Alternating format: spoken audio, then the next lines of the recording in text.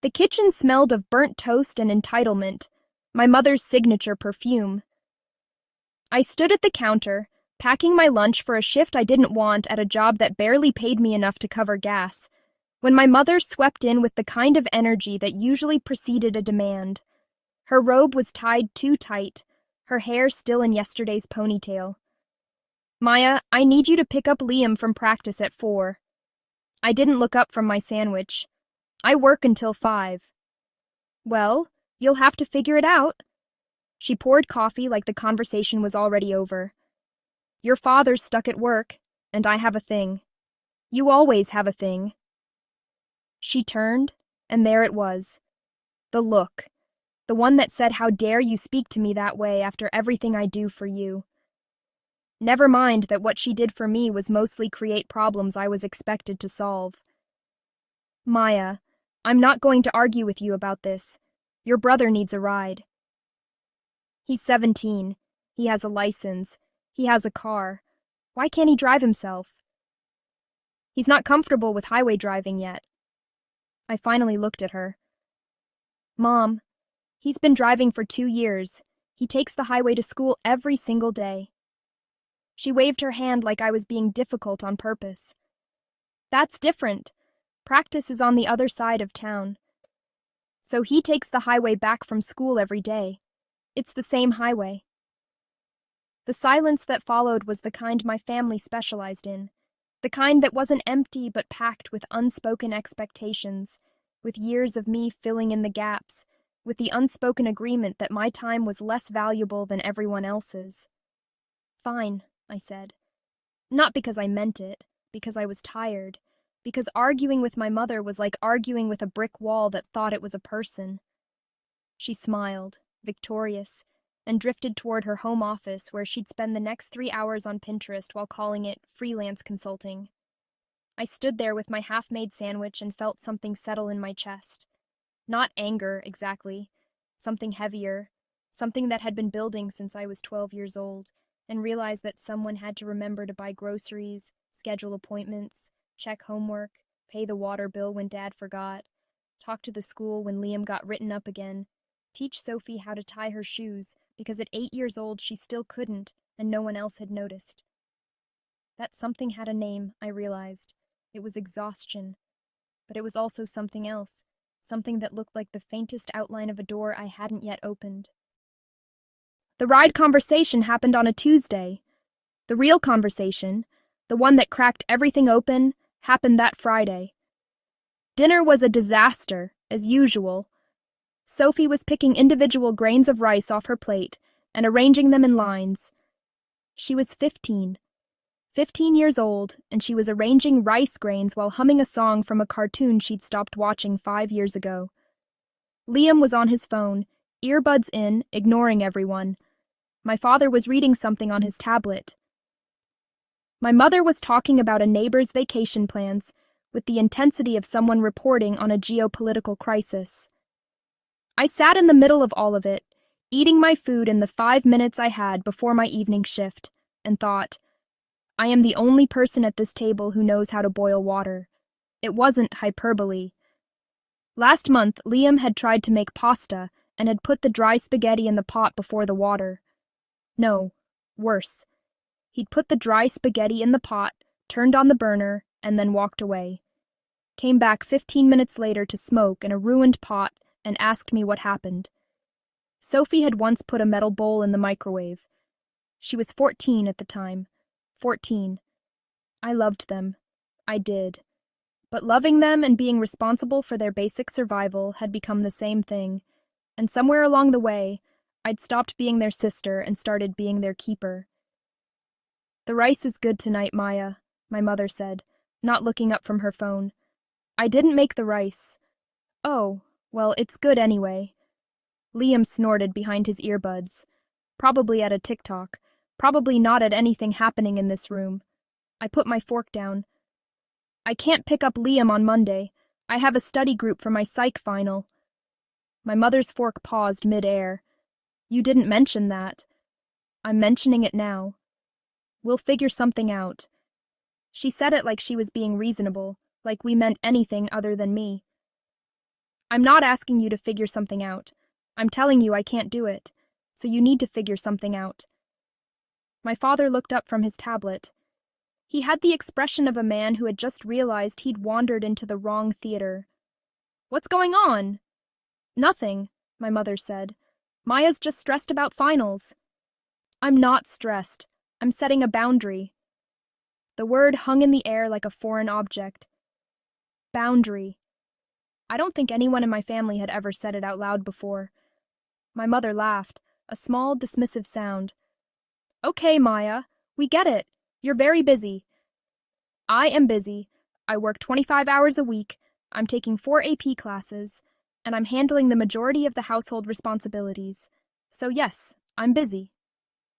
My father blinked. You're not handling the majority? Who scheduled Sophie's dentist appointment last month? Silence. Who remembered to pay the internet bill when it got shut off? My mother's jaw tightened. Who took Liam to buy new shoes when he outgrew his and no one noticed? Okay, my father said, raising his hands like he was calming a spooked animal. We appreciate everything you do, Maya. We do. Then act like it. The words came out sharper than I intended. Sophie stopped arranging her rice. Liam pulled out one earbud, sensing blood in the water. My mother set down her fork with deliberate calm. Maya, no one is asking you to do anything you don't want to do. You ask me every single day. We ask for help. There's a difference. Is there? I stood up. Because from where I'm sitting, help means do it so I don't have to, and I've been doing it since I was 12. I'm tired. My mother's eyes flashed. You think I'm not tired? You think your father isn't tired? We're all doing the best we can. Your best leaves me holding everything together while you scroll on your phone and pretend that asking me to do one more thing isn't actually asking me to do everything. The table went still. Even my father stopped pretending to be confused about what was happening. My mother pushed back from the table. She didn't stand up, just created space, like she needed distance to say what came next. Fine, she said, and there was something in her voice I hadn't heard before. Something sharp and final. You want to talk about boundaries? Let's talk about boundaries. From now on, handle your own responsibilities. School, work, your car, your laundry, whatever you need. We'll handle everything else. Meredith, my father started. No, David, she's right. She's been doing too much. So let's stop. Let's see how it goes when everyone handles their own stuff. I looked at her. Really looked. She was smiling, that thin, tight smile she used when she thought she was being clever.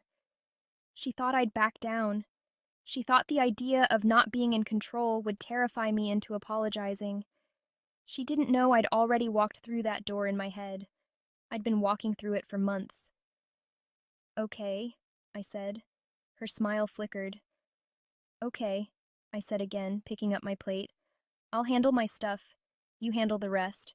We'll see how it goes. I walked my plate to the sink. Behind me, I heard my father say, Meredith again, softer this time, and I heard my mother say, don't, in a voice that meant the conversation was over. Sophie was still arranging her rice. Liam put his earbud back in. I grabbed my keys and went to work, and for the first time in as long as I could remember, I didn't feel guilty about leaving. The first week was quiet. I did my laundry on Sunday, sorted colors, measured detergent, the whole process I'd tried to teach Sophie at least a dozen times. I made my own meals. I came and went without checking the family calendar or reminding anyone about anything. And no one asked me to. My mother was making a point, I knew. She was waiting for me to crack, to come to her and say, okay, you win, I'll go back to doing everything. But the funny thing was, I wasn't cracking. I was breathing. For the first time in years, I was actually breathing. The cracks appeared elsewhere. On Wednesday, I came home from school to find my father in the kitchen, staring at the washing machine like it had personally offended him. Maya, do we have more detergent? I opened the cabinet and pointed to the container, right where it had always been, right where he'd looked 3 times already. Oh, he grabbed it. Thanks. He stood there for another 30 seconds, holding the detergent, clearly waiting for me to take over. I went to my room. On Thursday, Liam knocked on my door. He looked uncomfortable, which was his default expression when he had to interact with anyone in person instead of through a screen. Hey, what's the Wi-Fi password? It's on the router, same as it's been for 3 years. He shifted his weight. I know, but where's the router? I closed my textbook. Liam, it's in the living room, next to the TV. You've walked past it every day for 3 years. Oh, he left. I heard him rummaging around in the living room for 10 minutes before he finally found it. On Friday, I got home from work to find Sophie sitting on the kitchen floor. Not on a chair. On the floor. She was surrounded by what looked like every piece of mail we'd received in the past month, plus several bills I recognized as past due notices. Hey, I said, stepping over a water bill. What are you doing? Sophie looked up at me with wide eyes. She had always looked young for her age. Small, with a round face and a gap between her front teeth that made her look like she was perpetually about to ask a question. But right now, she looked like she was about to cry. Mom said I need to find a bill. A bill? A specific one. She said it's important, but she doesn't know where it is, and she's really stressed, and I don't know what I'm looking for. I looked at the pile of papers. It was chaos. Credit card offers mixed with Sophie's school newsletters, mixed with what looked like a final notice from the electric company. A final notice. Soph, where did you get all this? The basket. In the kitchen. Where the mail goes. I knew the basket. It was where my mother put mail to deal with later. Later had apparently never come. I stood there for a long moment. My instinct was to drop to my knees, sort the papers, find the bill, call the electric company, set up a payment plan, and then somehow make it Sophie's fault for not finding it herself. But I'd made a deal. We'd all made a deal. That sounds stressful, I said. I hope you find it. Sophie's face crumpled. You're not going to help? I don't know where Mom keeps her bills. You should ask her. But she's on the phone. That's rough. I stepped over a Bed Bath & Beyond coupon and went to my room. I closed the door and leaned against it, heart pounding. Every fiber of my being wanted to go back out there and fix it. But I didn't. I sat on my bed, opened my textbook, and waited for the guilt to pass. It took 45 minutes, but it passed. The second week, things got louder. I heard my parents fighting more. Not the usual passive-aggressive exchanges, but real fights. Doors closing too hard, voices rising, the kind of arguments that made me put my headphones on even when I wasn't listening to anything. My mother started calling family meetings. We'd had 3 in the past 2 years. Now we had 2 in 1 week. The first one was on Sunday. We gathered in the living room, my mother in her chair, my father on the couch, Liam sprawled across the floor, Sophie curled up small in the corner. I sat on the arm of the couch, ready to leave. We need to talk about division of labor, my mother announced, like she'd invented the concept. Everyone needs to start contributing. Liam didn't look up from his phone. I do stuff. What stuff? I take out the trash sometimes. Sometimes, my mother repeated. The trash needs to go out every day. And there are other things, dishes, laundry, cleaning. Then why don't you do it? The room went very quiet. My mother's face did something complicated, flashing through anger, hurt, and something that looked almost like fear before settling on a tight, controlled smile. I work, Liam. Your father works. We can't do everything. So hire someone. We can't afford to hire someone. Then I don't know what to tell you. He finally looked up from his phone. You guys are the parents. Figure it out. I watched my mother's eyes dart to me. Just for a second. A reflex. I was the one she always looked to when Liam said something like that. I was the one who stepped in, who smoothed things over, who somehow made a 17-year-old boy doing his own laundry feel like a favor to me instead of a basic requirement of being alive. I didn't move. May, my father started. I'm handling my stuff, I said. That was the deal. My mother's smile tightened further. This isn't about deals. This is about family. Then maybe the family should figure out how to function without me. The words landed like a grenade. My father opened his mouth, closed it. Liam went back to his phone. Sophie made a small sound, like a hurt animal. My mother stood up. Fine, if that's how you want to be. She left the room. The family meeting was over. The second family meeting was on Thursday, and it was different. My mother had circles under her eyes. My father looked like he hadn't slept. The kitchen was a disaster, dishes piled in the sink, a smell coming from the trash that suggested something had been left too long, crumbs all over the counters. Okay, my mother said. She was holding a piece of paper. I've made a chore chart. A chore chart. For a 17-year-old, a 15-year-old, and 2 adults. We're all going to sit down and go over this together. I'm not doing a chore chart, Liam said. He was standing in the doorway, arms crossed. That's for kids. You are a kid. I'm 17. I'll be 18 in 3 months. I'm not doing a chore chart. Liam? No. You want me to do stuff, ask me. But I'm not doing a chart like I'm 5. My mother's hand tightened on the paper. Fine. Then what's your solution? Liam shrugged. I'll take out the trash. That's it. That's not enough. It's more than I do now.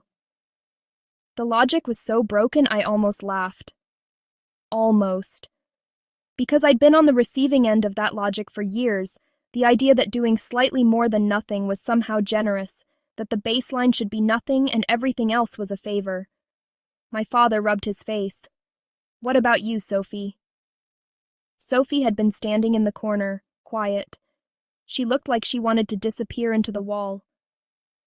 I don't know how to do stuff. We can teach you. But Maya always... She stopped, looked at me, looked away. My father sighed. Sophie, you're 15. You need to know how to do things. I know how to do some things. Like what? She thought about it.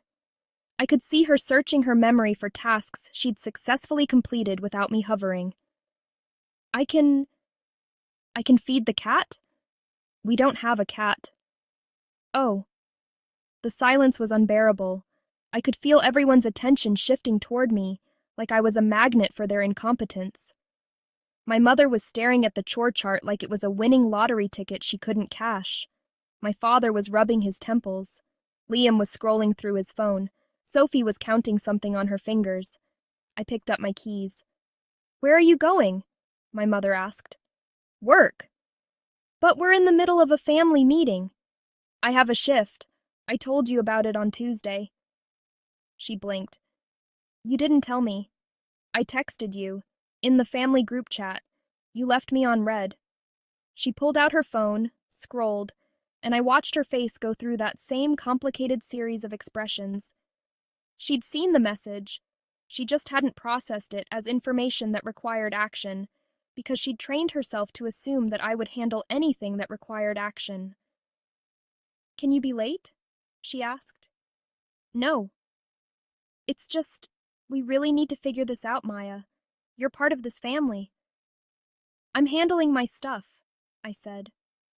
That's the part I'm playing. I walked out the door and heard behind me the sound of my mother's voice rising again. 3 weeks in, I stopped thinking about it as a standoff and started thinking about it as my life. I was sleeping better. My grades were up. I had time, actual time, to sit in my room and read for pleasure, to call my friends, to lie on my bed and stare at the ceiling and not feel the pull of 100 undone tasks. But the house was falling apart. The kitchen was a biohazard. Dishes hadn't been done in so long that we'd run out of clean plates, and instead of washing them, my family had started eating on paper towels. Liam had been wearing the same hoodie for a week because he didn't know how to work the washing machine and kept forgetting to ask me to show him. Sophie had missed 2 assignments because no one had reminded her to do her homework. The electric bill had been paid, I checked, because I wasn't a monster, but only after my mother called my grandmother crying about how no one helps around here. My grandmother had called me that night. I let it go to voicemail. The voicemail was 8 minutes long. I didn't listen to it. It was a Saturday when the school called. I was at work, stocking shelves in the back room, when my phone buzzed. I ignored it. It buzzed again. Again. When I finally checked, I had 3 missed calls from the school, 2 from my mother, and a text from Liam that just said, Sophie. I called the school first. Is this Maya Miller? The voice on the other end was professional, the way adults get when something has gone wrong and they're trying not to sound alarmed. We have your sister in the front office. We need someone to come pick her up. What happened? A pause. I think it's better if you come in and speak with the counselor directly. I told my manager I had a family emergency. She didn't ask questions. She'd seen me get calls like this before, though they'd usually been about Liam getting written up or Sophie having an anxiety attack in the hallway. When I got to the school, Sophie was sitting in a chair outside the counselor's office, knees pulled to her chest, forehead resting on her arms. She was so small. When did she get so small? Soph? She looked up, and her face was wet. Not crying, she'd been crying, but now she was past it, into that hollow place after where everything feels like nothing. Maya. Her voice cracked. I didn't mean to. Didn't mean to what? I didn't know. I didn't know it was a test. The counselor, Ms. Alvarez, a woman with kind eyes and the particular patience of someone who spent her days talking to teenagers in crisis, opened her office door and gestured me inside. Sophie sat between us like a small, guilty bird. She's not in trouble, Ms. Alvarez said first. That was for Sophie. Then to me, but we need to talk about what happened today. I didn't know, Sophie whispered again. What happened? Ms. Alvarez pulled out a notebook. Sophie was in her English class. They had an in-class essay, timed, graded, part of their final assessment. Sophie was struggling. Another student noticed that Sophie had written her name on the paper, but nothing else. When the teacher checked in with her, Sophie became very distressed. I looked at Sophie. You didn't write anything? I didn't know what to write. I didn't read the book. You didn't read the book? We were supposed to read it at home, but I have trouble reading at home. There's no one to help me. The words hit me like a physical blow. There's no one to help me. Because I had stopped helping. Because I had decided that my family needed to learn to function without me. And Sophie, 15-year-old Sophie, who arranged rice grains on her plate and couldn't tie her shoes until she was 8 and still hummed cartoon songs, was collateral damage. That's not... I started. Stopped. Started again. Soph, you know you can ask me for help with school stuff. She shook her head. You said you weren't doing stuff anymore. You said everyone handles their own stuff. For school? You said everything. Ms. Alvarez was watching us with an expression I couldn't read. Concern, maybe, or assessment. The way someone looks at a puzzle that's missing half its pieces. Sophie, Ms. Alvarez said gently, can you tell me what you meant when you said there's no one to help you at home? Sophie looked at me, then at Ms. Alvarez, then back at me. Mom and Dad are always busy, she said. Liam's always on his phone. And Maya stopped. Stopped what? Stopped doing everything. The words were simple. They weren't accusatory. Sophie wasn't trying to make me feel guilty. She was just stating a fact, the same way she'd say the sky is blue or it's raining. But the simplicity of it made it worse. Maya used to do everything, Sophie continued. She made sure we had food and clean clothes, and that I did my homework, and that Liam went to practice. and that Mom paid the bills, and then she stopped, and now nothing gets done. Ms. Alvarez wrote something in her notebook. And how long has it been since Maya stopped? 3 weeks? Maybe 4? And before that, Maya was handling all of these things? Most of them, since I was little. She's always been the one who makes sure everything's okay. I stared at my hands that had washed dishes, packed lunches, signed permission slips, folded laundry, scrubbed bathrooms, paid bills, scheduled appointments, held everything together with nothing but stubbornness and a deep, bone-level fear of what would happen if I let go. And then I had let go. And this was what happened. A 15-year-old who couldn't read a book, couldn't write an essay, couldn't function in a classroom without someone holding her hand. I think, Ms. Alvarez said carefully, that we need to have a conversation with your parents. No, Sophie said, suddenly panicked. Please, Mom will be so mad. She'll say I'm just not trying hard enough. She'll say I'm being dramatic. Ms. Alvarez looked at me. I looked at Sophie. Soph, I said, they need to know. No, Maya, please. I'll do better. I'll read the book. I'll figure it out. Just don't tell them. She was 15. 15, and she was begging me not to tell our parents that she was struggling in school. Not because she was afraid of punishment, but because she was afraid they'd be mad.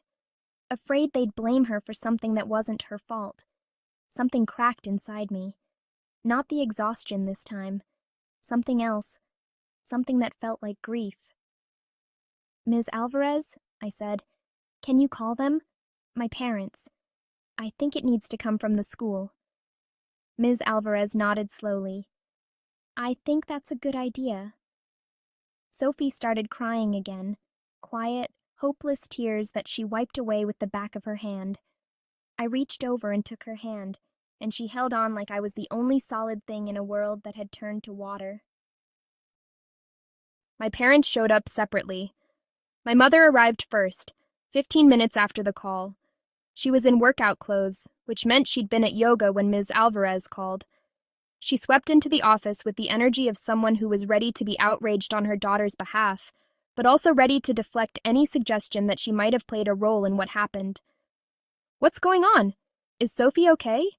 The school called and said there was an incident? Mrs. Miller, please have a seat. My father arrived 10 minutes later. He was still in his work clothes, tie loosened, face drawn. He'd clearly left in the middle of something. They sat in chairs across from Ms. Alvarez's desk, side by side, but somehow miles apart. Sophie was in the chair between them, and I was leaning against the wall by the door, a position that let me watch everyone. Ms. Alvarez laid it out carefully. The English essay. Sophie's distress. The pattern of academic struggles that had been building for months, maybe years, without anyone flagging it. The observation that Sophie seemed to lack basic executive functioning skills that most 15-year-olds had developed.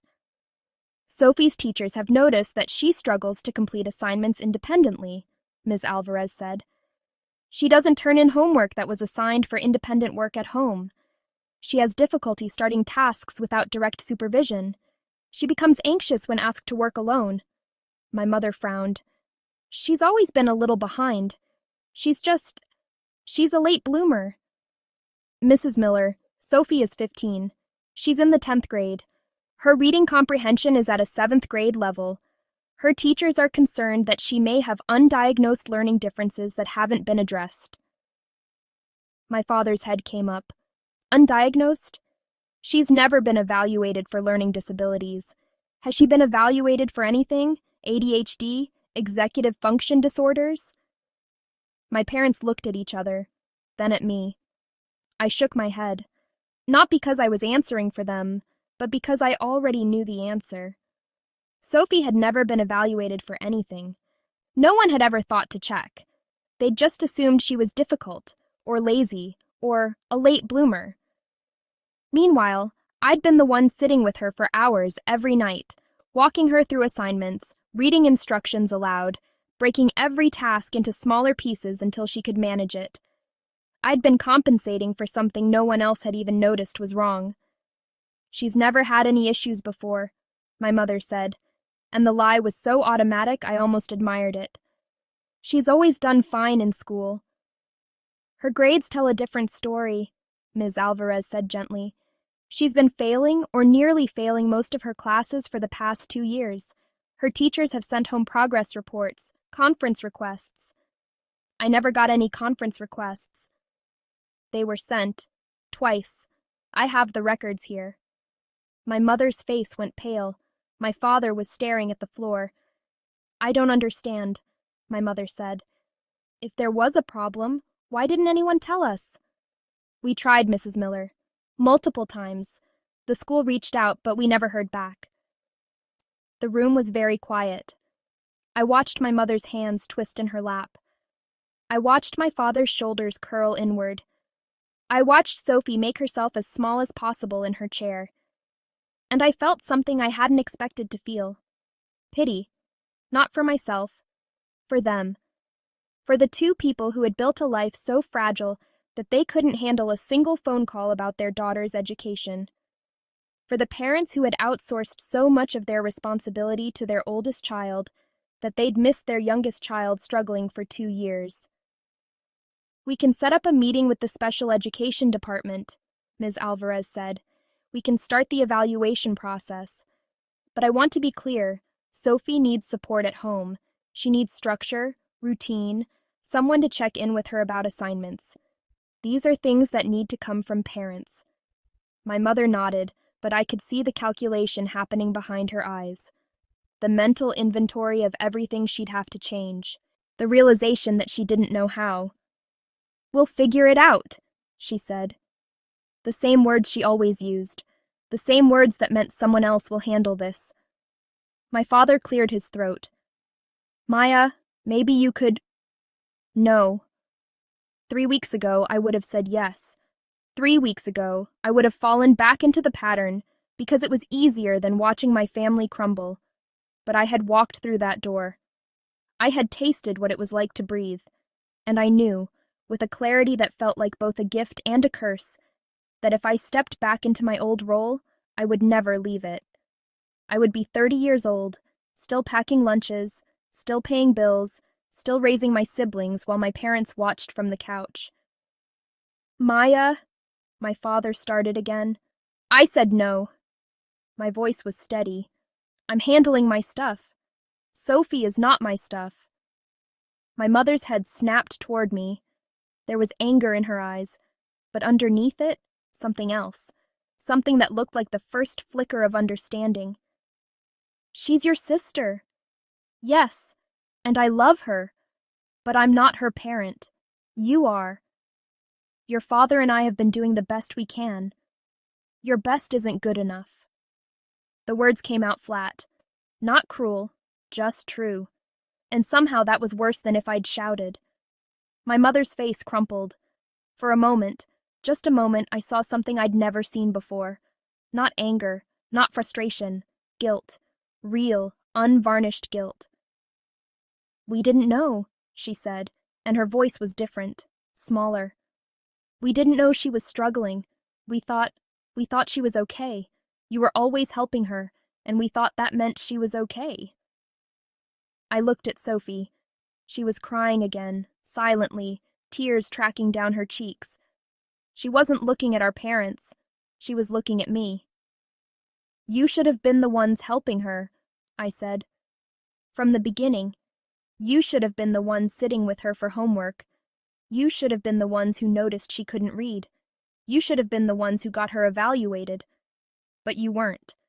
Because I was there. And as long as I was there, you didn't have to be." My mother made a sound, half gasp, half sob. My father reached for her hand, and for once she let him take it. "We never meant to," he started. "I know. And I did know. They hadn't meant to fail Sophie. They hadn't meant to fail any of us. They had just drifted, letting me pick up the slack because it was easier, because I was capable, because they were tired, because somewhere along the way They had stopped being parents and started being passengers in their own lives. But not meaning to fail someone wasn't the same as not failing them. Ms. Alvarez was watching all of us with the careful neutrality of someone who had seen too many families fall apart to be surprised by any of it. She handed my mother a folder with Sophie's academic records, a list of resources, the name of the special education coordinator. "Mrs. Miller, Mr. Miller, I want you to take this home and read through it. The evaluation process can take some time, but the sooner we start, the sooner Sophie can get the support she needs." My mother took the folder. Her hands were shaking. "I also want to suggest," Ms. Alvarez added, "that you consider family counseling. It sounds like there have been some significant shifts in your household dynamics recently, and a counselor could help you all navigate those changes." My mother nodded. My father nodded. Sophie was still looking at me.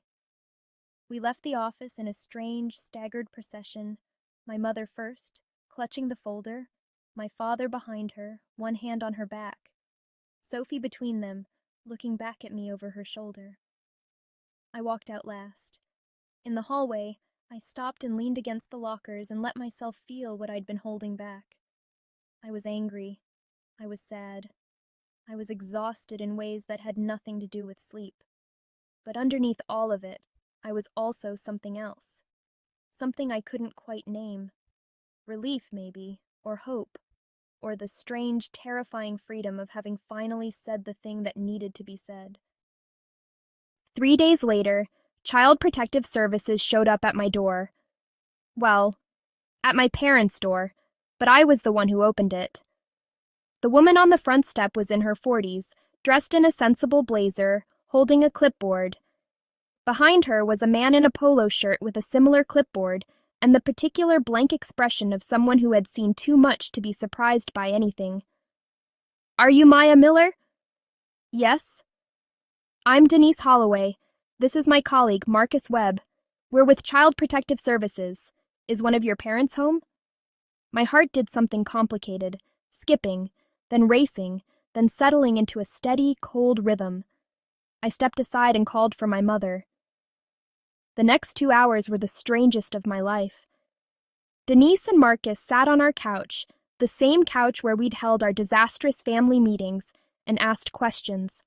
Lots of questions. About Sophie's academic situation, about Liam's behavior, about the state of the house, which was bad enough that I saw Denise's eyes linger on the dishes piled in the sink and the garbage bag that had been sitting by the front door for 3 days. About who had been responsible for what and for how long. My mother tried to control the narrative. I could see her doing it, the same deflection, the same minimization, the same "we've been doing the best we can." But Denise had heard that before, probably 100 times, probably that week. "Mrs. Miller, we received a referral from Sophie's school regarding concerns about neglect," Denise said. "Specifically, concerns that Sophie's educational and developmental needs have not been adequately addressed, and that she has been functioning without appropriate supervision or support at home." "A referral?" My mother's voice went high. "Who made a referral?" "The school counselor, Ms. Alvarez, filed a report after meeting with you and your daughters. She expressed concerns that Sophie has been struggling academically for an extended period without intervention, and that the family structure has been—" She glanced at her notes. "Unstable." "That's ridiculous. We're a perfectly stable family." Denise's expression didn't change. "Mrs. Miller, can you tell me who typically handles Sophie's homework supervision?" My mother hesitated, just for a second, but it was enough. "My oldest helps sometimes." "Helps or handles?" "I don't understand the distinction." "Maya is 17, Denise said. Sophie is 15. Typically, parents would be the primary supervisors of their children's education and daily care. Is that the case in your household?" My mother looked at me. I looked back. "It was," my mother said slowly, "until recently." "Until Maya stopped?" The question hung in the air. I could see my mother's mind working, trying to find the right answer, the one that would make everything okay. But there was no right answer. There was only the truth. Yes, my mother said. Maya stopped helping, and things have been hard. Denise wrote something on her clipboard. And before Maya stopped, was she the primary caregiver for her siblings? My mother didn't answer. She looked at my father, who was sitting in the corner, looking like he wanted to be anywhere else. Mr. Miller? Denise prompted. My father cleared his throat. Maya is very responsible. She's always been very responsible. How old was Maya when she started taking on caregiving responsibilities? I don't know. Young? How young? He rubbed his face. 12? Maybe 11? It was gradual. She started helping more, and then it became routine. Denise nodded slowly. She looked at me. Maya, how would you describe your role in this household? I thought about the question. I'd been asked variations of it before, by teachers who noticed I was tired, by friends who wondered why I never went out, by myself in the dark hours of the night when I couldn't sleep. I was the one who made sure everything got done, I said. If I didn't do it, it didn't get done. And when you stopped? I looked at my mother. She was staring at her hands. When I stopped, it didn't get done. The silence that followed was the kind that fills rooms. Denise wrote something else. Marcus, who hadn't spoken much, was looking around the living room with the careful attention of someone cataloging evidence. Mrs. Miller, Denise said, we're going to need to do a full assessment of the household. This includes interviews with all family members, a review of Sophie's academic and medical records, and a safety assessment of the home. I want to be clear, this is a serious situation.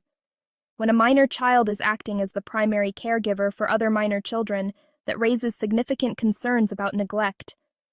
Neglect? My mother's voice cracked. I haven't neglected anyone. With respect, Mrs. Miller, a 15-year-old who can't read at grade level and a 17-year-old who can't perform basic household tasks suggests that the children in this home have not received adequate supervision or instruction. That is a form of neglect. My mother stood up. How dare you come into my home and accuse me of neglecting my children? I love my children. I have given them everything. Have you? Denise asked, and her voice wasn't accusatory. It was almost gentle. Have you given them everything, Mrs. Miller? Or have you given them to Maya? My mother's face went white. I watched her. I watched the words land, watched them sink in, watched them work their way past all the defenses she'd built over 17 years of telling herself that she was doing enough, that she was a good mother, that her children were fine. And for the first time, I saw her see it.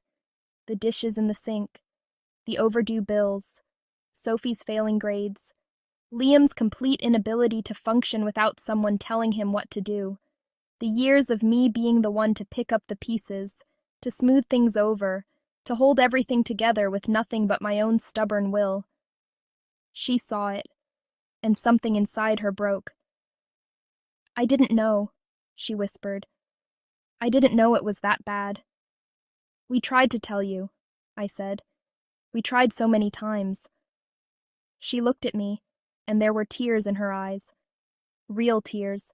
Not the performative ones she'd used to shut down arguments, but the kind that come from a place you didn't even know existed until something cracked it open. Maya, she said. Maya, I'm sorry. 3 words, 17 years. And I didn't know what to do with them. The rest of the interview was a blur. Denise interviewed Liam in his room, then Sophie in hers, then me in the kitchen while my parents sat in the living room and waited. She asked about the same things, who did what, when, for how long. I answered honestly. There didn't seem to be any other choice. When it was over, Denise and Marcus stood in the hallway, conferring in low voices. Then Denise came back into the living room. Here's what's going to happen, she said. We're opening a case. We'll be conducting regular check-ins. The family will need to engage in services, parenting classes, family counseling, and a full educational evaluation for Sophie. We'll need to see evidence that Mr. and Mrs. Miller are taking steps to address the concerns we've identified. My mother nodded, mute. Maya, Denise said, turning to me, I want to be clear about something. What you've been doing for your siblings, the level of caregiving you've provided, that wasn't your responsibility. You're a minor. You shouldn't have been put in that position. Whatever happens next, that's not on you. I nodded. I thought I would feel relieved. Instead, I just felt tired. There's one more thing, Denise said. Given the concerns we've identified, we're going to recommend that Maya's role in the household be formally redefined. She's not to be responsible for her siblings' care going forward. No more supervising homework, no more managing household tasks, no more serving as a de facto parent. That responsibility falls on Mr. and Mrs. Miller. My father spoke for the first time in an hour. We understand. Do you? Because if we come back and find that Maya is still filling that role, we'll need to reassess the safety of this placement. The word placement hung in the air. I saw my mother's face twist, saw her finally understand what was at stake. We understand, my father said again. We'll do whatever it takes. Denise looked at him for a long moment. Then she nodded. We'll be in touch. And then they were gone, and the house was quiet, and my mother was crying on the couch while my father held her, and Sophie was standing in the hallway looking lost, and Liam was still in his room with his earbuds in, probably oblivious to everything. I stood in the middle of it all and felt the strangest thing. Peace. Not because everything was fixed. It wasn't. Not because my family was okay. They weren't. But because for the first time in my life, I wasn't the only one who could see that something was wrong. The truth was out. The weight was distributed. The door I'd walked through 3 weeks ago had opened onto something I hadn't expected. Not freedom exactly, but the possibility of it. The 3 after CPS came were hard in ways I hadn't anticipated. My parents started going to family counseling. They also started going to parenting classes, which felt surreal. My mother, who had spent 17 years insisting she knew exactly what she was doing, sitting in a circle with other parents learning how to set routines and enforce boundaries. They tried. I had to give them that. They really tried. My mother made a chore chart, the same one she'd tried to introduce before, but this time she sat down with Liam and Sophie and negotiated it. Liam ended up with dishes and trash. Sophie got laundry and cleaning her room. My parents took cooking, bills, and the bulk of the cleaning. The first week, the kitchen was still a disaster. Liam did the dishes by running them under water and putting them in the drying rack still covered in food. My mother had to teach him how to actually wash them. It took 3 demonstrations and 2 arguments before he got it. Sophie's first attempt at laundry turned all of her white clothes pink. My mother had to take her to the store to buy new ones and then teach her how to sort colors. Sophie cried. My mother almost cried. They both figured it out. I watched from a distance, not because I didn't want to help, but because I'd been told not to. Denise's words were still fresh. She's not to be responsible for her siblings' care. So I stayed in my room while my mother taught Sophie how to use the washing machine. I went to work while Liam figured out how to cook pasta without burning it. I did my homework while my father sat at the kitchen table with Sophie, walking her through her English reading assignment. It was strange, surreal, like watching a movie about a family that wasn't mine, except it was mine, and I was in it, but not in the same way I'd been before. Sophie's evaluation came back in the 5th week. She had ADHD, the inattentive type, the kind that didn't look like hyperactivity, just looked like a girl who couldn't focus, couldn't start tasks, couldn't finish anything without someone standing over her. She also had a specific learning disability in reading comprehension. I'd known. Some part of me had always known. I'd spent years breaking down assignments into smaller pieces, reading instructions aloud, sitting with her for hours while she struggled to focus. I'd been compensating for something I couldn't name, but I'd known something was wrong. My mother sat in the conference room at the school and listened to the psychologist explain Sophie's diagnosis, and I watched her face do that thing again, the cracking, the breaking, the slow horror of realizing that your child had been struggling for years and you hadn't noticed. She's going to need support, the psychologist said. Accommodations at school, structure at home. She's going to need someone to help her develop executive functioning skills, organization, time management, task initiation. These are things she can learn, but she's going to need consistent support. My mother nodded. I can do that. It wasn't the same voice she'd used before. It wasn't the dismissive "we'll figure it out" that meant someone else would handle it. It was something smaller. Something that sounded like a promise she wasn't sure she could keep but was going to try to keep anyway. I believed her. I didn't know if that was naive, but I believed her. Liam was harder. He was 17, almost 18, and he had spent his entire life being handled. His clothes appeared in his closet.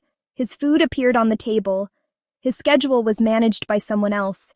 He had never had to think about any of it. And now he was supposed to do dishes and take out the trash, and he acted like we were asking him to climb Everest. "This is stupid," he said for the 5th time one evening, standing at the sink with a sponge in his hand. "I'm not a maid." "Liam," my mother said.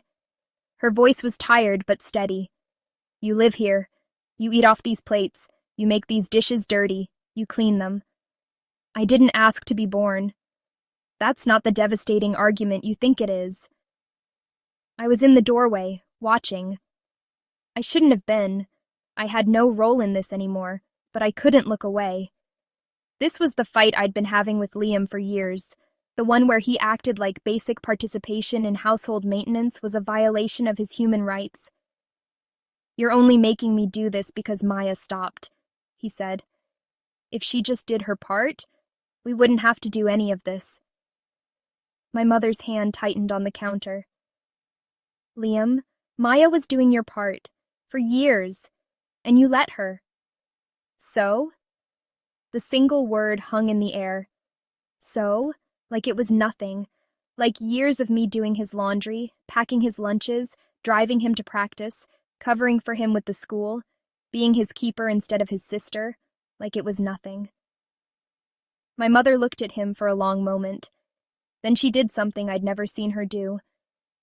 She sat down at the kitchen table. She gestured for Liam to sit across from her. He didn't. She waited. "Liam," she said, "do you know what it was like for Maya, growing up?" He shrugged. "She was fine." "She wasn't fine. She was a child who was doing a parent's job, and we let her. You let her." "I didn't ask her to do anything." "You didn't have to. You just didn't do anything, and she did it. That's the same thing.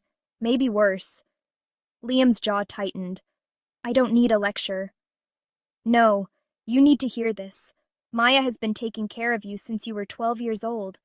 She made sure you had clean clothes. She made sure you had food. She made sure you got to school on time. She talked to teachers when you got in trouble. She did everything for you. And you never once said thank you. You never once asked if she was okay. You just let her." "So what? She's my sister. That's what sisters do." "No, Liam, that's not what sisters do. Sisters are supposed to be sisters. They're not supposed to be parents. And we made her be a parent. We took her childhood and used it to make our lives easier." Liam was quiet. I could see something shifting behind his eyes, not understanding, maybe, but the first flicker of it. "I didn't know," he said. "I didn't think about it." "I know. That's the problem. You didn't think about it. None of us did." He looked at me. Really looked. For the first time in maybe years. I looked back. "I didn't know," he said again. Quieter this time. I nodded. "I know." He turned back to the sink, picked up the sponge, started washing the dishes. It wasn't an apology. It wasn't even close to enough. But it was something. A crack in the wall. A door, maybe, that he was just starting to see. The real conversation happened on a Sunday afternoon in October. My mother found me in my room, which I'd started thinking of as my space instead of my escape. She knocked, which she'd never done before. I said, "Come in." She stood in the doorway for a moment, like she wasn't sure she was allowed to enter. "Can I sit?" I gestured to my desk chair. She sat. We looked at each other. "I've been thinking," she said, "about what you said in the counselor's office when you said our best wasn't good enough." I didn't respond. There wasn't anything to say. "You were right." She said it quickly, like she was afraid she'd lose her nerve if she didn't get it out fast. Our best wasn't good enough.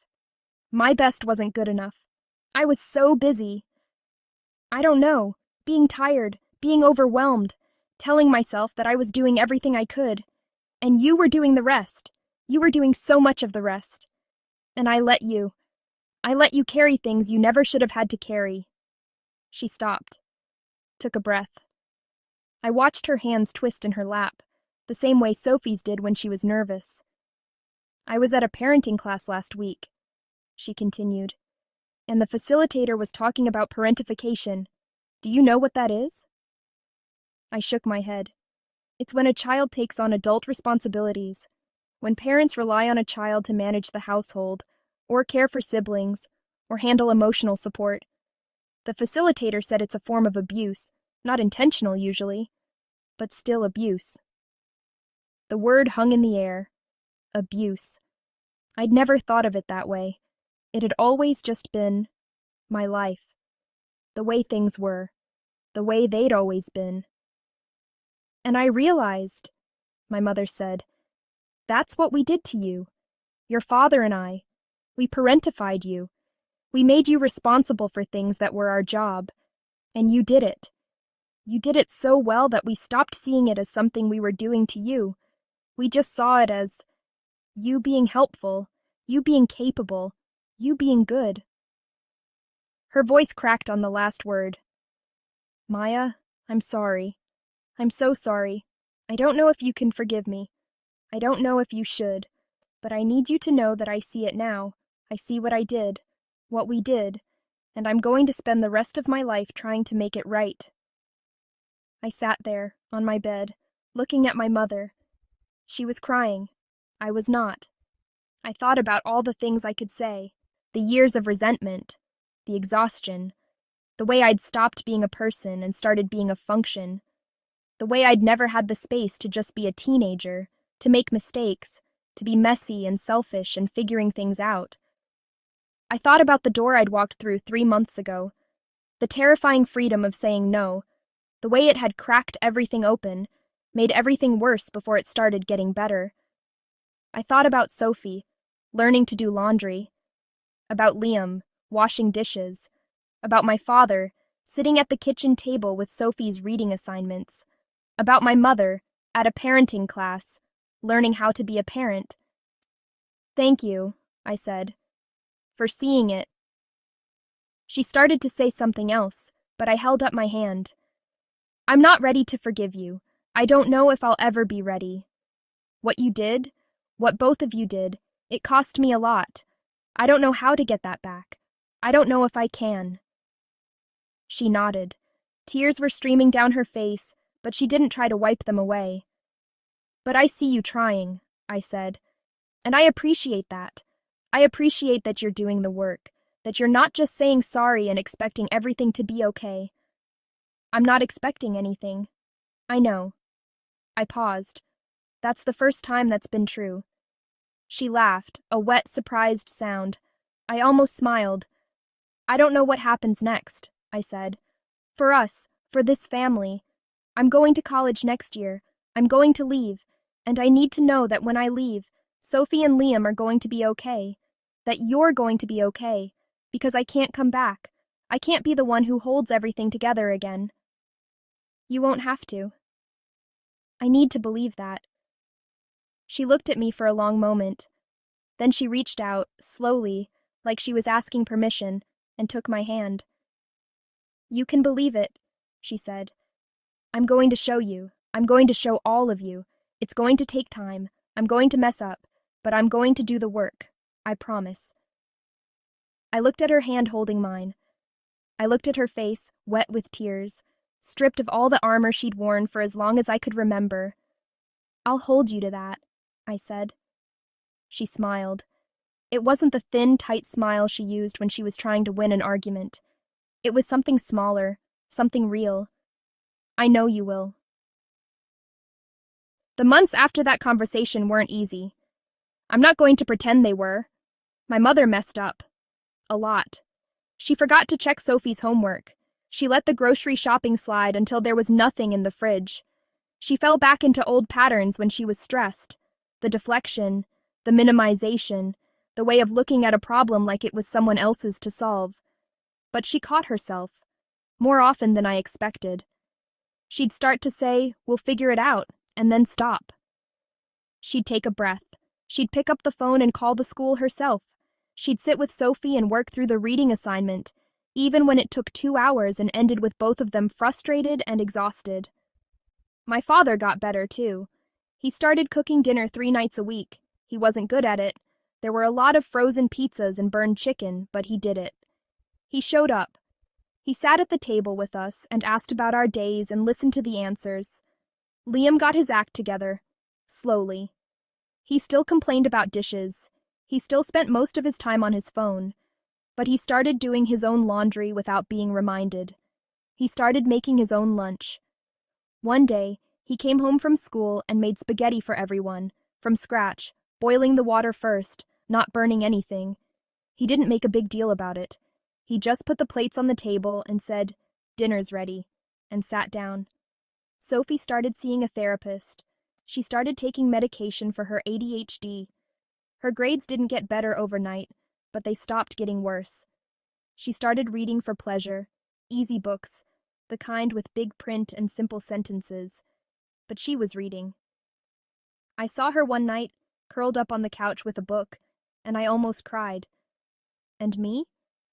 I started thinking about college, about leaving, about a life where the only person I had to take care of was me. I'd applied to schools before, in the middle of everything, in the chaos of those first weeks when I was still doing everyone's laundry and packing everyone's lunches. I'd gotten in. Good schools, with scholarships. I'd been planning to go, because leaving was the only way out. But now, for the first time, I was thinking about leaving as something I wanted. Not an escape. A beginning. The last scene in this story isn't dramatic. There's no big confrontation, no final speech, no moment of perfect understanding where everything clicks into place. It's a Tuesday night in March. 6 months after I stopped. The kitchen is clean, not perfect, but clean. My father is at the stove, making stir-fry from a recipe he found online. My mother is at the table with Sophie, going over a history assignment. Liam is setting the table without being asked. I'm sitting in the corner, drinking tea, watching all of it. Sophie asks a question about the assignment. My mother doesn't know the answer. She doesn't look at me. She pulls out her phone, looks it up, and explains it to Sophie herself. Liam finishes setting the table and sits down. He doesn't pull out his phone. He asks my father what's for dinner. My father tells him. Liam says it smells good. My mother looks over at me. She smiles. Not the old smile. The new one. The real one. "You okay over there?" she asks. I look around the kitchen, at my family, at the mess they're making, literally and metaphorically, and the mess they're cleaning up. "Yeah," I say, "I'm okay." And for the first time in as long as I can remember, I mean it. 1 year later. I wrote this from my dorm room. It's a single. I saved up for it, worked extra shifts all summer, because I needed space that was just mine. The walls are bare except for a poster my roommate gave me and a picture of Sophie from her 16th birthday. She's smiling in it, really smiling. I talked to my mother yesterday. She called to tell me that Sophie got a B on her English essay. Sophie wrote it herself, with my mother's help, not my mother doing it for her. Not me walking her through every sentence, but actual support from an actual parent. My mother cried on the phone. I didn't, but I understood. Liam is working now, a real job at an auto shop. He's good at it, better than anyone expected.